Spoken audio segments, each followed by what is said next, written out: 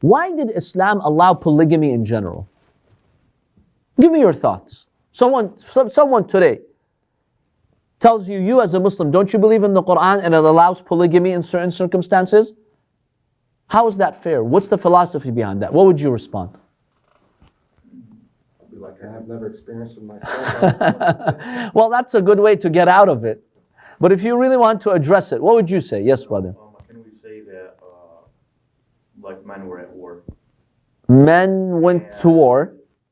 There was no one to care for these women. No one to care for these women. Good point. We'll elaborate on that. That's a good point. What else?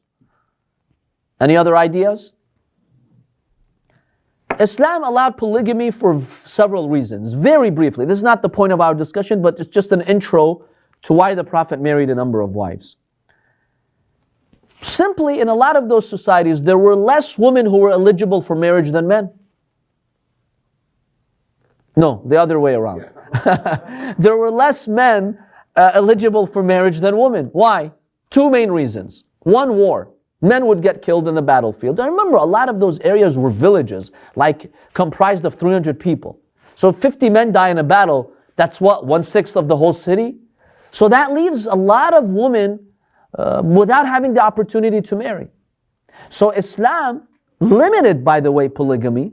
Arabs would marry 50, 60, 30, depending on how much money they had. Islam said, no, only 4. Some people think Islam increased it to 4. No, Islam limited it to 4. Also keep that in mind. For these practical reasons. There were less men who were eligible for marriage. So if Islam says monogamy, that means you automatically deny so many women the chance of ever getting married and having children. Is this fair? Practically, as a society, you're telling, look, you're going to stay like that till the rest of your life. No kids for you, no family for you. Too bad. Is this fair? Islam believed that every woman should have a chance at marriage, should have a chance to have children. And so denying her that chance is an act of injustice. Yes, there should be limits, but that's the idea behind it. Number 2, men usually would do physical labor in the past, dangerous jobs. They would get killed doing work. Even today, who does the dangerous jobs today? Factories and construction. Who does it normally? Men. Men usually do the dangerous jobs. So just imagine in the past how this was even more pronounced. So there were always more men dying than women. So naturally there was an imbalance in the ratio. By the way, even today there's that imbalance in the ratio. I'll tell you how. Not in the number of males and females. It's pretty equal. It's pretty equal, yes. The ratio of men and women in most societies, not China, because they had a policy of only one child. So a lot of pregnant women, they'd kill off their female fetuses. So they have more men in China today than women, by the way.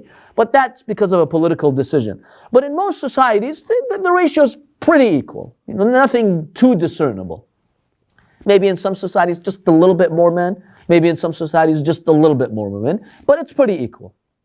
But here's where the imbalance is.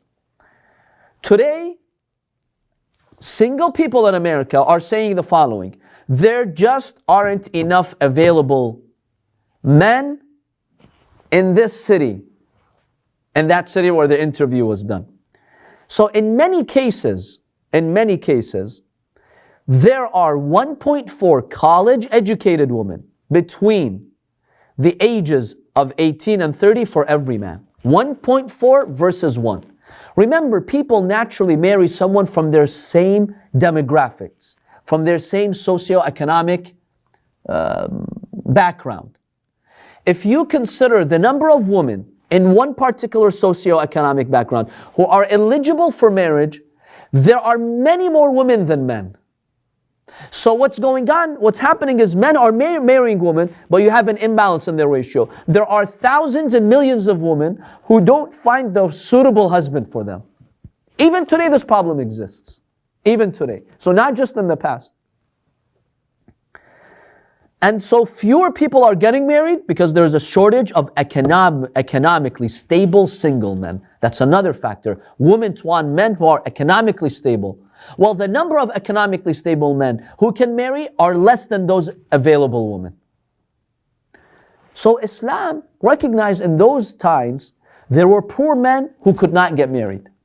Maybe later in life, one day they can, but now they cannot. But there were rich men who did have money they could support. Why would Islam deny them the opportunity to get married and sponsor these women who were eligible? This was unfair to that society. Islam recognized this imbalance in the ratio. You might have a man in society, but he can't get married. He can't. He's a single son to his parents, his hands are tied, he doesn't have any money. The guy's homeless, sleeping on the street. How is he going to get married? Okay. In the meantime, this girl is going to wait. Okay, inshallah, I'll wait maybe 30 years, maybe you'll get some money. That's unfair. If there's a decent man who's just, remember, there's conditions. He's going to honor her. He's going to deal with justice. He's got the extra money. It's mustahab for him to give that money to that poor guy on the street. Yes. But let's be ideal, realistic. Not everybody's doing that. So Islam, in order to protect these women, because remember, a woman who stayed single too long, especially in those societies, became vulnerable. She needed a guardian, protector. Your dad dies, that's it. You're gone. You lose your protector. You need a husband. So Islam gave them an opportunity to get married. And that in itself was basically fair. So this is just some background info about polygamy in itself. And by the way, don't think polygamy is something that is unique to the religion of Islam. Go look at the Bible and see that the Bible talks about very important biblical figures who were polygamous. The Bible, the Old Testament talks about Sulaiman, Prophet Sulaiman being polygamous, Moses having 2 wives, many other figures in the Bible that are well-respected figures, they were polygamous. So don't say Islam came and invented polygamy. No, polygamy was the norm in the Abrahamic faiths. Islam continued it, but it put limits to it. Solomon had like how many wives according to, 700, 2,000? 2,000, right? Islam put a limit. And subhanAllah, it's fascinating how he didn't have children. 2,000 women, yet no children. Subhanallah. So look at these previous Abrahamic faiths, they pretty much did not put a limit on that. Islam came and put a limit on it. And it imposed tough conditions, such as dealing with them justly. I think it's very important for Westerners to know this context, that Islam just came as a natural continuation of the Abrahamic faiths. It put a framework for marriage. The way they're talking about it today, no. Islam is this religion that's going against the norms and it invented polygamy. No. And the proof is that there are Christians who believe in polygamy, like the Mormons. They fully believe in the scriptures. Their interpretation is that yes, you can be polygamous. They're gaining a lot of popularity. They're gaining popularity. Are they changing laws or no? The law's still strict against them, like anti-polygamy laws. No, they're constantly. Because it's a crime, right? There's a penalty or it's punishable. Like you mentioned in one class, there are states that are more lenient. States that are more lenient, right? They do also lobby there too.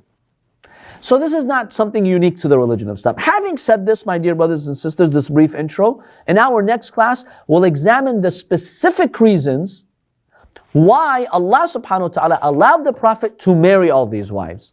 There are very interesting reasons behind each of those marriages. And why, and how do we address a verse like that? A woman coming and gifting herself to the leader, to the Prophet, and he accepts and that's okay. Because that opens a window for people to attack the Prophet. Is he a man of desire? What's going on? We'll examine that inshallah.